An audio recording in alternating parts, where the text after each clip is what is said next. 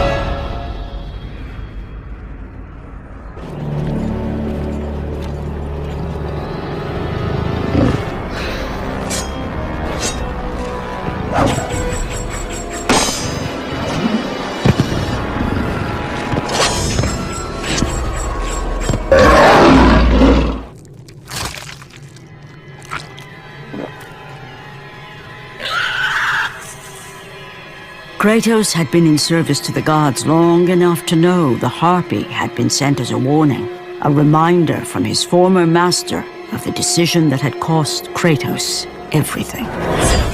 Had it been that long since he'd almost met his end at the hands of the barbarians? That long since he'd traded everything to save himself? Ares! The sky split apart, and the god of war stepped through. Descending from Olympus, he saw the makings of a god in a mere mortal. Ares would save Kratos. He would turn him into the perfect warrior, his servant on Earth.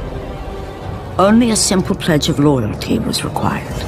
My life is yours, Ares. From this day, I shall carry forth your will. And his fate was sealed.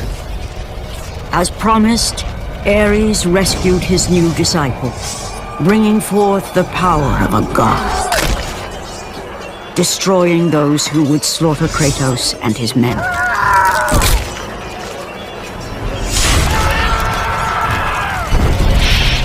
As for Kratos, no mere sword and shield would befit the newest servant of the god of war.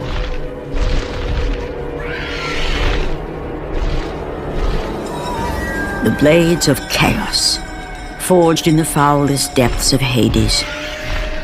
Once attached, the chains remained so, chained and seared to the flesh, a part of the bearer's body, a permanent reminder of Kratos' pledge. In return, ultimate power. The rage of Ares exploded from within. But soon, he would learn the true cost of such power.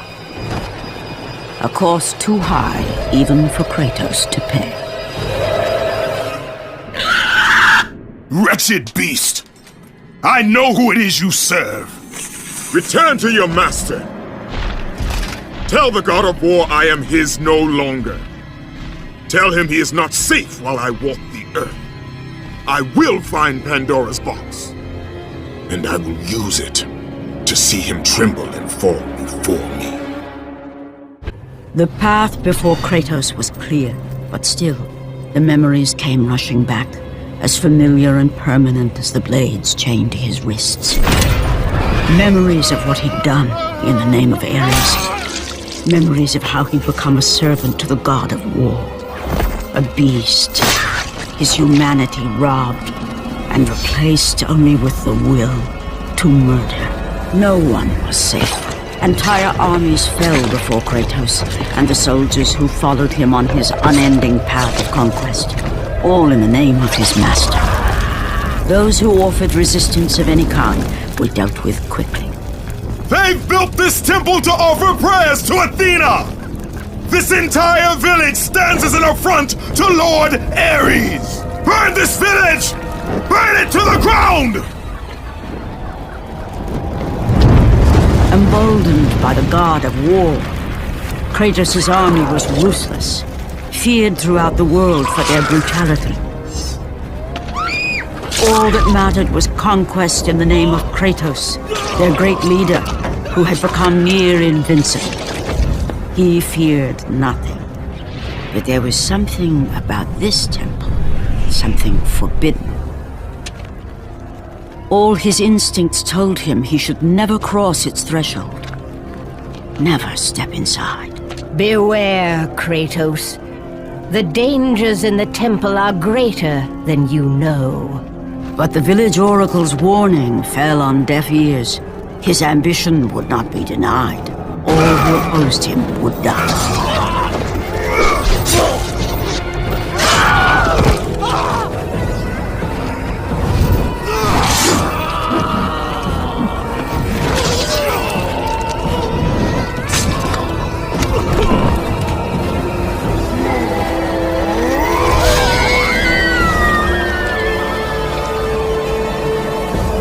In that instant, the glory he had reveled in turned to horror.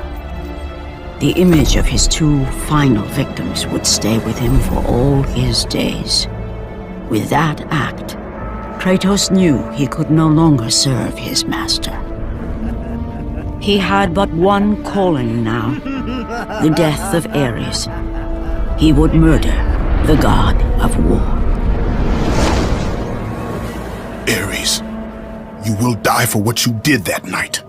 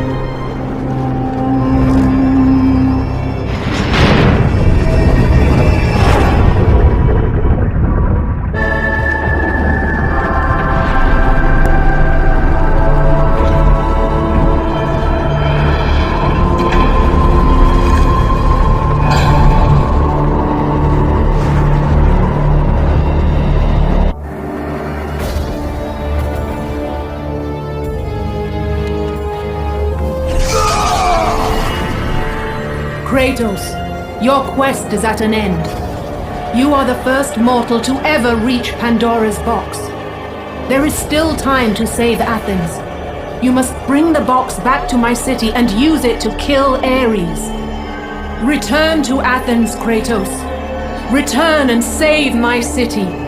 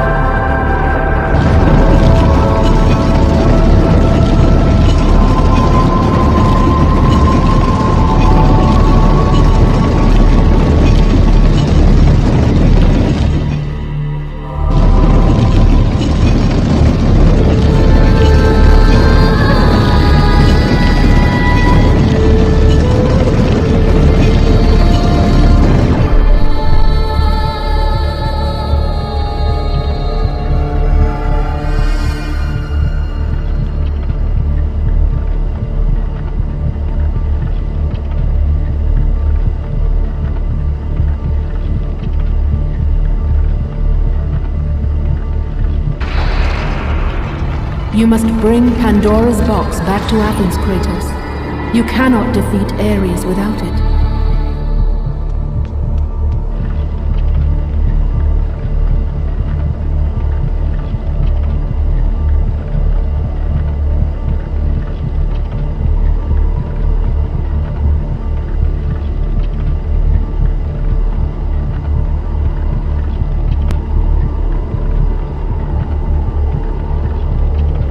After 1,000 years, Pandora's box was at last freed of its confines.